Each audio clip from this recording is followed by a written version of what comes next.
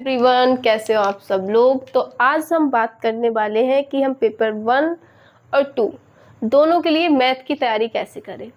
बहुत सारे लोगों को इस चीज़ में डाउट रहता है, बहुत सारे लोगों को दिक्कतें आती हैं, क्योंकि जब मैंने स्टार्टिंग में प्रिपरेशन स्टार्ट की थी तो मैंने भी बहुत सारा सर्च किया था कि किस तरह से हम पेपर 1 और 2 दोनों के लिए मैथ की तैयारी कर सकते हैं। कई बार ऐसा होता है हमें चीज़ें समझ नहीं आती, जिसकी वजह से हमारी चीज़ें गलत हो जाती है और हम पूरी बुक लेके बैठ जाते हैं पढ़ने के लिए। जैसे मैथ में आपने सुना होगा टीचर्स को बोलते हुए कि आप एनसीईआरटी बुक्स लगाइए। अब 3 क्लासों की 6, 7, 8 तीनों क्लासों की एनसीईआरटी बुक्स लगाइए मैथ के लिए, या आप कोचिंग लीजिए मैथ के लिए, या आप मतलब ऐसी चीज़ें आपने देखा होगा बहुत सारे लोगों को कहते हुए। और तीनों बुक्स लगाना थोड़ा मुश्किल है 6, 7, 8 क्लास की। तो उसकी बजाय हम क्या करें जिससे कि कम टाइम में कम पढ़ के हम अच्छे मार्क्स ला सकें मैथ में। तो उस पर पूरा आज हम बात करेंगे और ये वीडियो बहुत इंपॉर्टेंट होने वाली। तो स्वागत है आप सभी का आपके अपने यूट्यूब चैनल पे। आई होप आप सब अच्छे होंगे। तो आज हम डिस्कस कर रहे हैं कि पेपर 1 और 2 दोनों के लिए मैथ की तैयारी कैसे करें। तो चलिए करते हैं आज की अपनी वीडियो की शुरुआत।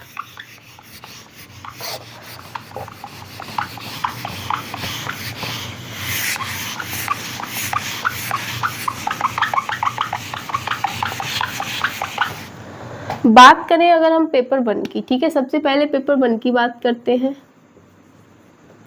पेपर 1 की बात करें मैथ के लिए तो बहुत इतने मुश्किल क्वेश्चंस हमसे नहीं पूछे जाते हैं जो हमसे ना हो। अगर किसी का बैकग्राउंड साइंस साइड रहा है, यानी कि मैथमेटिक्स रहा है, तो वो यहाँ पे जो भी क्वेश्चन पूछे जाते हैं बहुत ईजिली आप कर लोगे। आपको उसके लिए कोई भी बुक पढ़ने की ज़रूरत नहीं है। फिर भी अगर आप लोग बुक पढ़ना चाहते हो तो मैं लास्ट में आपको सजेस्ट करूँगी, जो बुक है प्राइमरी के लिए वो आप पढ़ लेना, ठीक है। बहुत अच्छी बुक है, आपको नॉलेज के लिए चाहिए, आपको अच्छी करना है, आपको मैथ में अच्छा होना है, आपको चाहिए कि आपको चीज़ें पता हो, आपकी नॉलेज मैथ में अच्छी हो, तो उसके लिए आप वो बुक फॉलो कर सकते हो। फिलहाल मैंने तो पेपर 2 दिया था, तो उसके लिए कैसे मैथ की प्रिपरेशन करनी है वो भी देखेंगे अभी हम। अब पेपर 1 की बात करें तो सबसे पहले आप एक काम कीजिए, PYQ देखिए, ठीक है। क्या करना है आपको। अच्छा, यहाँ पे लोगों को दिक्कतें आती हैं क्योंकि जैसे काफ़ी लोग चले जाते हैं आर्ट साइड में, काफ़ी लोग बायो ले लेते हैं, तो उनको फिर मैथ में दिक्कत आती है। और मैथ यहाँ पे 30 नंबर का हमारा आता है, जो कि काफ़ी अच्छे मार्क्स होते हैं, तो उन लोगों को बहुत ज़्यादा दिक्कतें आती हैं यहाँ पे। लेकिन क्वेश्चन का लेवल इतना हाई नहीं होता है पेपर 1 में कि उसके क्वेश्चन ना, अगर आप थोड़ा सा भी मेहनत करेंगे तो ये क्वेश्चन आपसे बहुत ईजिली हो जाएंगे। और लास्ट वीडियो में हम एक क्वेश्चन भी डिस्कस करके जाएंगे, ठीक है। तो लास्ट तक बने रहिए, आपको यहाँ से बहुत बेनिफिट मिलने वाला है। बाकी आपकी मर्जी, आपको खुद ही पता चलेगा वीडियो देखने के बाद। तो पेपर 1 की बात करें, सबसे पहला काम क्या करना है, आपको PYQ देखने हैं। ज़्यादा अगर ना देखो तो लगभग आपको 5-6 साल के आप देख लेना है, ठीक है, 5-6 साल के। फिलहाल अभी तो आप 2 सालों के ही देख लो। 2024 में जो 2 बार क्वेश्चन पेपर हुआ है हमारा 2024 में, उसके PYQ आप देखो तो कितने हो गए, 60 PYQ हो गए, ठीक है। उसको देखने के बाद आप देखो कि किस किस टॉपिक से क्वेश्चन पूछे गए हैं। ये PYQ से आपको एनालिसिस करना है किस किस टॉपिक से, किस चैप्टर से क्वेश्चंस पूछे जा रहे हैं आपके पिछले 2-3 सालों में। उन टॉपिक को आप एक जगह लिख लो, ठीक है। क्या करना है, सबसे पहले आपको PYQ देखना है लगभग 5 से 6 साल के। और फिलहाल अभी 6 साल के तब देखने जब आप एक बार ये टॉपिक लिख लो, उसके बाद में आपको PYQ लगाने हैं, प्रैक्टिस के लिए लगाने हैं आपको। फिलहाल अभी तो आप देखो और उनको एनालिसिस करके, आप एनालिसिस का मतलब यही होता है कि किस टाइप के क्वेश्चंस हमसे पूछे जा रहे हैं, आखिर एग्जामिनर हमसे पूछना क्या चाह रहा है, वो हमसे किस टाइप के क्वेश्चन पूछना चाह रहा है, हमारा क्वेश्चन का लेवल क्या रहता है एग्जाम में। ये सारी चीज़ें एनालिसिस के थ्रू ही हमें पता चलती हैं। तो आपको क्या करना है, टॉपिक लिख लेना है। अब इन टॉपिक से रिलेटेड जो भी आपके फार्मूले हों, जो भी आपके कॉन्सेप्ट हो, वो आप लिखो और उसके बाद PYQ करना स्टार्ट करो, ठीक है। फिर क्या करना है, PYQ करना स्टार्ट करो। अगर आप ये प्रैक्टिस करते हो तो मैथ के लिए आपको किसी और बुक की, किसी कोचिंग की, किसी भी चीज़ की नीड नहीं है। अगर आप इतना कर लेते हो तो आप बहुत अच्छा कर जाओगे मैथ में। प्रैक्टिस के लिए कहाँ से, एक तो आप कोई भी प्रैक्टिस सेट ले सकते हो, ठीक है। आप कोई भी प्रैक्टिस सेट ले लो। प्रैक्टिस सेट लेने के बाद, वहाँ से करने के बाद अगर आपको और ज़्यादा करने हैं तो आप यूट्यूब किसी भी एक टीचर का चैनल फॉलो कर लो जो आपको अच्छा लगे, जो आपको प्रैक्टिस करा रहा हो। प्रैक्टिस करनी कैसे है, जैसे लाइक टीचर, कोई भी आपने यूट्यूब चैनल खोला जहाँ पे प्रीवियस ईयर क्वेश्चन पेपर कराए जा रहे हैं सीटेट के, पहले स्टॉप करके वीडियो खुद क्वेश्चन को सॉल्व करो। उस क्वेश्चन के आपको जो भी आपने फार्मूले लिखे हैं, जो कॉन्सेप्ट लिखे हैं, किस तरह के हैं, वो सारे एक साइड में आपको रख के चलना है। अपनी टेबल पे रखो, रफ कॉपी पेन लेके बैठो, जो क्वेश्चन सामने आए सबसे पहले पढ़ो कहाँ से पूछा गया है, फिर फार्मूला और कॉन्सेप्ट देखो, उसके बाद खुद उसको सॉल्व करो। अगर आपसे सॉल्व ना हो उसके बाद वीडियो को प्ले करके पूरी देखो कि कैसे कराया गया है। फिलहाल तो अगर आप फार्मूले अच्छे से पढ़ लेते हो, कॉन्सेप्ट देख लेते हो, तो वहीं से आपका क्लियर हो जाएगा। ठीक है, तो पेपर 1 के लिए अगर आप इतना करते हो तो ईजिली आपका क्वेश्चन पेपर, आपका जो भी पेपर है, सॉल्व होगा। ज़्यादा नहीं तो 20+ मार्क्स तो आपके आ ही जाएंगे मैथ में। और इतने मार्क्स आ जाएंगे तो अगर आप एक सब्जेक्ट का लेके चलो कि अगर आपका मान लो मैथ वीक है, उसमें आपके 20+ आ रहे हैं, तो बाकी सब में अगर आप 20+ ही लगा रहे हो तब भी तो 100 मार्क्स हुए जाके, और 100 में से 90 मार्क्स आप आराम से ला सकते हो और फर्स्ट अटैम्प्ट में ही आप अपना सीटेट क्लियर कर सकते हो। आपको कोई भी प्रॉब्लम नहीं होगी। बस कंडीशन कि आपको PYQ का एनालिसिस करना है, उसके थ्रू आपको फार्मूले लिखने हैं, कौन कौन से टॉपिक से आपके पिछले 3-4 सालों में क्वेश्चन पूछे जा रहे हैं मैथ के, वो टॉपिक आपको देखने हैं अच्छे से। और आपको क्या करना है, प्रैक्टिस। सबसे ज़्यादा मैं कहूँगी प्रैक्टिस करो। प्रैक्टिस से आपको एक तो क्वेश्चन का लेवल भी पता चलता है कैसे पूछे जा रहे हैं, दूसरा जब आप करते हो तो आपको चीज़ें ऐसे याद हो जाती हैं। ये फार्मूले कॉन्सेप्ट आपको रटने की ज़रूरत नहीं पड़ेगी कि एक एक लेके बैठ रहे हो, फार्मूला रट रहे हो, रफ कॉपी पे फार्मूला लिख के देख रहे हो। जब आप क्वेश्चन सॉल्व करोगे और उसमें फार्मूला लगाओगे तो आपका बहुत बेटर होगा, आपका बहुत अच्छे से क्लियर होते हुए चलेगी हर चीज़ आपकी। ठीक है, तो आप इतना करो। बाकी बुक के लिए आप प्रैक्टिस सेट चाहे जो भी ले लो, खुद जब सॉल्व करोगे तो आपको आंसर्स जो भी हैं, आप कोई भी प्रैक्टिस सेट ले सकते हो। ऐसा नहीं कि यूथ का लो, किरण का लो, या फिर अरिहंत का लो, जो लेना है आपको लो। फिलहाल मैंने अरिहंत का ही लिया था, उस टाइम पे मुझे अरिहंत का मिला। तो आपके पास जो भी प्रैक्टिस, अगर आपको पुराना भी है, किसी का पुराना भी प्रैक्टिस सेट मिल गया तो आप उससे कर लो, कोई दिक्कत वाली बात नहीं है, आराम से हो जाएगा। बाकी ये बुक है मैथ की, अगर आप चाहो तो इसको ले सकते हो। प्राइमरी के लिए है, आप यहाँ पे देखोगे लिखा हुआ है 1st to 5th। ठीक है, मैथ की NCERT पाठ्यक्रम पर आधारित ये बुक है। बाकी दीपक पांडे, रविकांत अग्रवाल, ओम प्रकाश राइटर हैं। तो आप चाहो तो ये बुक ले सकते हो। अगर आपको अच्छा पढ़ना है, आपको नॉलेज अच्छी चाहिए मैथ में, तो ये बुक पढ़ सकते हो। सीटेट के अकॉर्डिंग ही इसमें सारी चीज़ें दे रखी हैं। ठीक है UP TET, UTET, बीटेट, JTET, CTET, ये सारी चीज़ों के लिए ही है। ये मैथ की अच्छी बुक है, आप चाहो तो इसको ले सकते हो। इसमें मैंने नंबर सिस्टम 1-2 जो चैप्टर थे वो देखे थे, काफ़ी अच्छे थे। तो आप चाहो तो इस बुक को ले सकते हो। प्राइज इस पे है नहीं, आप देख लेना यूट्यूब या गूगल पे कहीं पे डाल के दीपक पांडे, रविकांत अग्रवाल, ओम प्रकाश, गणित NCERT 1st to 5th आप डालोगे तो शायद आ जाएगी ये बुक। इस पे प्राइस है नहीं, वहाँ पे आ भी जाएगा। ठीक है, और इसमें PYQ भी दे रखे हैं। PYQ तो आपको प्रैक्टिस से भी मिल जाएंगे, इसकी ज़रूरत नहीं है। तो ये हो गया आपका पेपर 1 के लिए। पेपर 2 की बात करें, अब देखो पेपर 2 तो मैंने खुद ही तैयार किया है। ठीक है, और मैं करके भी आई थी। थ्योरेटिकल क्वेश्चन की बात करूँ, 20 मार्क्स के आए थे थ्योरेटिकल क्वेश्चंस यहाँ पे, जिसमें से मेरे 16 थे मार्क्स। ठीक है, 16 या 40 मार्क्स ऐसे ही हैं, आप देखोगे वहाँ पे। क्योंकि मेरा यहाँ पे क्या हुआ था, थोड़ा सा लास्ट में मैंने इसको अटेम्प्ट किया था मैथ को, और आप भी मैथमेटिक्स को लास्ट में ही लगाइएगा। ये गलती मत करना स्टार्टिंग में लगाने की। अगर आपको बहुत अच्छा है, आपको लग रहा है कि आप टाइम पे कवर कर लेंगे A to Z 5 सब्जेक्ट, आप लगा सकते हो। काफ़ी लोगों का जो है ये गलती करते हैं कि मैथ को स्टार्टिंग में ही लगाने बैठ जाते हैं, और एक क्वेश्चन पे अगर आप अटक गए तो वो आपके 4 से 5 मिनट लेके जाता है, आप उसको ही सॉल्व करते रहोगे और आपका टाइम निकल जाएगा। तो मैंने इसको लास्ट में लगाया था, और मेरे 10 क्वेश्चंस जो थे मैथ के वो ऐसे ही छूट गए थे, ठीक है। 20 क्वेश्चन ही करके आई, जिसमें से 1-2 पेडागोजी के थे, बाकी हमारे 30 जो थे कॉन्सेप्चुअल फार्मूला बेस्ड थे। तो 14 मार्क्स हैं, आई थिंक 20 जो क्वेश्चन किए थे उसमें से इन 10 क्वेश्चन को मैं, होता है ना कि हम लोग लास्ट में टाइम नहीं बचा तो तुक्के लगा के आ गए, वो भी नहीं लग पाए थे। मेरी OMR सीट पे जब आई थी निकल के तो उसमें 10 पूरे के 10 क्वेश्चन ऐसे ही थे। तो फिलहाल तो आप देख सकते हो कि मैं 20 करके आई थी उसमें से भी, क्योंकि बाकी सब्जेक्ट मैंने बहुत अच्छे कर लिए थे स्टार्टिंग से, CTP हो, हिंदी हो, लैंग्वेज फर्स्ट सेकेंड या फिर साइंस हो। तो उन ओवरऑल मिला के 100+ मार्क्स है मेरे। CTET पेपर 2 में फर्स्ट अटेम्प्ट ही था मेरा और इसमें थोड़ी मिस्टेक करी, अदरवाइज मार्क्स ज़्यादा नहीं तो 110 या 10+ इतने तो हो ही जाते, ठीक है। तो बात करते हैं यहाँ पे मैंने क्या किया था। सेम चीज़ जो मैंने आपको बताई, अरिहंत का प्रैक्टिस सेट लेके आए, PYQ देखना शुरू किए।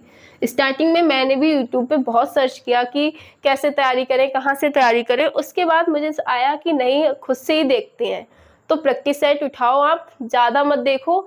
अगर आपको लग रहा है कि वीडियो से किसी की समझ आ रहा है, आपको लग रहा है कि हाँ यहाँ से हो जाएगा तो ठीक है, अदरवाइज आप खुद एनालिसिस करो, खुद देखो, प्रैक्टिस सेट उठाओ, PYQ देखो। फिर मैंने क्या किया था, PYQ मैंने 1 ही साल का देखा था, जो लास्ट ईयर क्वेश्चन पेपर हुआ था, ठीक है। 2024 जनवरी वाला मैंने एग्ज़ाम दिया था, 2024 जनवरी वाला। उससे पहले जो क्वेश्चन पेपर हुआ था मैंने वो उठाया और वहाँ से टॉपिक देखे कि कौन कौन से टॉपिक से क्वेश्चन पूछे गए। वो टॉपिक देखने के बाद मैंने सारे टॉपिक लिख लिए और जो क्वेश्चंस पेपर में क्वेश्चन पूछे गए वो सारे क्वेश्चन भी लिखे और उसी के आगे वही फार्मूला लिखा कि ये किस टॉपिक से क्वेश्चन आया है, किस फार्मूले से ये क्वेश्चन पूछा गया है, इसको सॉल्व करने का तरीका क्या है, सब वहीं पे लिखा। तो इस तरह से मैंने लिखा। उसके बाद वहीं से मैंने अपने जो जितने टॉपिक भी पूछे गए सिर्फ वही टॉपिक लिए और 5 साल के PYQ किए। बाकी कुछ प्रैक्टिस जो थी प्रैक्टिस सेट से की, बाकी कुछ क्वेश्चन मैंने यूट्यूब पे देखे, ठीक है। टीचर्स कोई भी एक टीचर को आप फॉलो कर लो, रेगुलर उसकी एक वीडियोस तो आएगी ही, वो वीडियो आप सॉल्व करते जाओ। जो भी सारे टीचर्स प्रैक्टिस सेट ही कराते हैं, प्रीवियस ईयर क्वेश्चन पेपर ही कराते हैं, अगर आप देखोगे तो आपको पता चलेगा। मैंने देखा, मुझे पता है, ठीक है। तो जो क्वेश्चन समझना है वो आप यूट्यूब पे जाके देख लो, बाकी आप इस तरह से करो, आपका आराम से हो जाएगा। मैंने कोई बुक नहीं पढ़ी थी, कोई एक्स्ट्रा बुक नहीं पढ़ी, सिर्फ सारे फार्मूले एक जगह लिख लिए, टॉपिक डाले, उसके फार्मूले, उस टॉपिक से कैसे क्वेश्चन पूछे गए वो क्वेश्चंस लिखती गई और उन्हीं को बार बार मैंने प्रैक्टिस किया। इतना करोगे बहुत अच्छा हो जाएगा, ठीक है। अब लास्ट एक क्वेश्चन आपको दिखाती हूँ जो CTET में पूछा गया। बहुत मुश्किल क्वेश्चन नहीं पूछे जाते हैं, 2-4 क्वेश्चन ऐसे होते हैं जो मुश्किल होते हैं, ठीक है, वो भी पेपर 2 में। पेपर 1 में कोई भी क्वेश्चन ज़्यादा मुश्किल नहीं पूछा जाता है, पेपर 2 में 2-4 क्वेश्चन ऐसे होते हैं हमारे जो मुश्किल पूछे जाते हैं, क्योंकि वो जूनियर लेवल के लिए होता है तो थोड़ा सा तो लेवल हाई होगा। लास्ट ईयर का क्वेश्चन आया हुआ है, अभी जो हुआ था एग्जाम उसी का क्वेश्चन है, a - b + c का whole square minus a - b - c का होल स्क्वायर, b - a, ठीक है। और यहाँ पे आपको ऑप्शन जो दे रखे हैं, पहला ऑप्शन है -4c, दूसरा है 2c, तीसरा है b - c और फोर्थ है c - a। ये क्वेश्चन आया है। अब ये इतना इजी क्वेश्चन है, अगर आपको फार्मूले आते हैं तो आप 2 मिनट में ये क्वेश्चन सॉल्व कर सकते हो। जैसे मान लो ये फार्मूला है, ठीक है। अब हमें अगर नहीं पता है, अगर फार्मूला नहीं आता है तो हम सोचते रहेंगे इस क्वेश्चन को सॉल्व करने का तरीका क्या होगा, लेकिन अगर आपको फार्मूला आता है तो आप देखते ही समझ जाओगे इस क्वेश्चन को सॉल्व करने का तरीका क्या है। अब जैसे एक फार्मूला होता है हमारा a + b + c का होल स्क्वायर, ठीक है, ये फार्मूला होता है। इसको खोलने का तरीका है a² + b² + c² + 2ab + 2bc + 2ac, ये हमारा एक फार्मूला है, ठीक है। अब अगर जिसको ये फार्मूले आते होंगे, अगर आपने ये फार्मूला पढ़ा है तो आप इस क्वेश्चन को देखते ही समझ जाओगे कि इसमें यही फार्मूला लगेगा और ये फार्मूला आप लगा के आसानी से सॉल्व कर सकते हो। अब जैसे हम यहाँ पे सॉल्व कर रहे हैं, ठीक है, मैं ये रफ करती हूँ ऑप्शन और ये फार्मूला भी, फार्मूला चलो अभी लिखा रहने देती हूँ, ठीक है। तो चलिए सॉल्व करते हैं। अब जैसे ये है a minus B plus C का whole square minus a minus B minus C का whole square upon b minus C. अब अगर इसको हम खोल रहे हैं, ठीक है, ये रफ करती हूँ मैं सारा, क्योंकि फिर आपको नीचे दिखेगा नहीं अगर ज़्यादा नीचे लिख दिया मैंने तो। फार्मूला ऊपर लिखती हूँ, देख लेना। a plus B plus C का whole of square equal to होता है a square plus B square plus C square plus 2ab plus 2bc plus 2ac, ठीक है। अब इसको खोलो, सबसे पहले तो हमें इसको खोलना है। a स्क्वायर है, a स्क्वायर कर दिया, दूसरा का है बी स्क्वायर। अब देखो यहाँ पे इन्होंने क्या किया, साइन चेंज कर दिया, और इसकी वजह से हम कंफ्यूज हो जाते हैं इस फार्मूले को देखें, क्योंकि फार्मूले में क्या a plus B plus C का होल ऑफ स्क्वायर, यहाँ पे सॉरी इन्होंने माइनस कर दिया। अब अगर यहाँ पे इन्होंने माइनस किया है तो माइनस इंटू माइनस बराबर भी क्या होता है, हमारा प्लस होता है, ठीक है। तो यहाँ पे माइनस किया है तब भी हमारा क्या आएगा, प्लस ही आएगा बी स्क्वायर। क्यों, अगर हम minus B into minus B करते हैं तो बी, ये और बी की जब मल्टीप्लाई करेंगे बी स्क्वायर हो गया, और माइनस और माइनस की करेंगे तो वो प्लस हो जाएगा, तो क्या हो गया हमारा बी स्क्वायर आ गया। सी ऑलरेडी प्लस है तो सी स्क्वायर हो गया। अब एक चीज़ समझना, यहाँ पे देखो क्या है, 2ab, 2a और b, ठीक है। a क्या है हमारा प्लस में है, b क्या है माइनस में है। ये फॉर्मूले भी बाद में आपको लिखा दूंगी मैं, ठीक है। अब देखो a क्या है हमारा प्लस है, b क्या है माइनस। जब a माइनस b की हम गुणा करेंगे तब हमारा माइनस ab होगा। प्लस और माइनस की गुणा जो होती है वो माइनस आती है, क्या आती है, प्लस और माइनस की गुणा माइनस आती है। तो अब हमारा यहाँ पे जो साइन आएगा, ठीक है, वो क्या आएगा, माइनस आएगा। 2ab क्या आएगा, माइनस आएगा। वैसे ही हम b और c की गुणा करेंगे तब भी हमारा जो साइन आएगा वो क्या आएगा, माइनस आएगा, 2bc। लेकिन हम a और c की करेंगे, a भी प्लस है c भी प्लस है, तब हमारा प्लस आएगा 2ac। ये एक ब्रैकेट होगी हमारी, इस वाली ब्रैकेट को हमने खोल दिया पूरा। अब हम इसको खोलेंगे तो यहाँ पे देखो ब्रैकेट लगी रहने तो माइनस चिन्ह बाहर, a प्लस है तो a स्क्वायर आ गया। यहाँ पे जैसे मैंने बताया था माइनस इंटू माइनस बराबर क्या होता है, प्लस होता है, वैसे यहाँ माइनस है तो प्लस का b स्क्वायर हो गया और प्लस का ही हमारा c स्क्वायर हो गया। अब प्लस ये माइनस ये प्लस तो क्या होगा, माइनस होगा, माइनस का 2ab, ये माइनस ये भी माइनस, माइनस इंटू माइनस क्या है हमारा, प्लस है, तो ये दोनों माइनस है तो प्लस हो जाएगा, प्लस 2bc। और ये माइनस है, सॉरी ये माइनस है ये प्लस है, तो माइनस का 2ac। ये खुल गया हमारा दूसरी ब्रैकेट। अपॉन में क्या है हमारा, b माइनस a है। अब हम इसको सॉल्व करेंगे, a square plus b square plus c square minus का 2ab माइनस का 2bc प्लस का 2ac। अब जब हम माइनस को अंदर ले जाएंगे तो सारे जो साइन है हमारे वो चेंज हो जाएंगे, जो प्लस होगा वो माइनस हो जाएगा, जो माइनस होगा वो प्लस हो जाएगा। तो a प्लस है तो ये क्या हो जाएगा, minus a square, b plus है ये भी माइनस हो जाएगा, ये प्लस है तो ये भी माइनस हो जाएगा, ये माइनस है तो ये प्लस हो जाएगा, ये प्लस है ये माइनस हो जाएगा, ये माइनस है ये प्लस हो जाएगा, ठीक है। अपॉन में कितना है हमारा, b माइनस a। ध्यान से करना है, इनमें ये थोड़े से लेंदी होते हैं लेकिन इजी बहुत होते हैं। साइन गलत हो गया तो आपका आंसर भी गलत आ जाएगा। अब देखो माइनस माइनस कैंसिल हो जाएंगे, ये माइनस ये भी कैंसिल हो गया, ये प्लस और ये माइनस ये भी कैंसिल हो गया, माइनस का 2ab प्लस का 2bc, ये भी कैंसिल हो गया, माइनस का 2bc माइनस का 2bc माइनस प्लस का 2ac प्लस का 2ac, ये कैंसिल नहीं होंगे, ठीक है, ये क्या नहीं होंगे, कैंसिल नहीं होंगे। तो यहाँ पे देखो माइनस का 2bc और माइनस माइनस क्या हो जाएगा, माइनस का 2bc माइनस का 2bc, ठीक है, कितना हो जाएगा, माइनस का 4bc। तो हम डायरेक्ट इसको पूरा ना लिखे, माइनस का 4bc ही लिख रहे हैं, प्लस का 2ac और यहाँ पे प्लस का 2ac, कितना हो गया, प्लस का 4 ए सी अपॉन में बी माइनस ए। अब हम यहाँ से देखो, यहाँ पे भी क्या है हमारा 4c, ठीक है, और यहाँ पे भी क्या है 4c। तो ये दोनों चीज़ें हम इन दोनों से कॉमन ले लेंगे, तो माइनस कॉमन लिया तो ये देखो यहाँ पे माइनस में है, माइनस हमने बाहर ले लिया तो अंदर जाके ये क्या हो गया प्लस।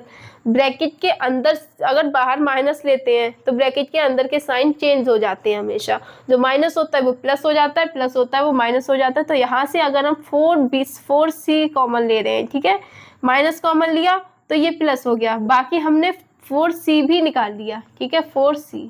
तो यहाँ पे देखो खाली 4 भी हो गया, c भी हो गया, माइनस भी हो गया, b बचा वो भी किसका, प्लस का, ठीक है।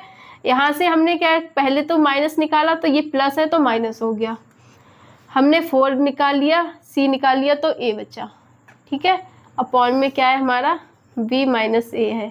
अब इससे ये कैंसिल हो जाएगा तो आंसर कितना बचा, माइनस का 4c, जो कि हमारा फर्स्ट ऑप्शन था, ये हमारा आंसर हो गया।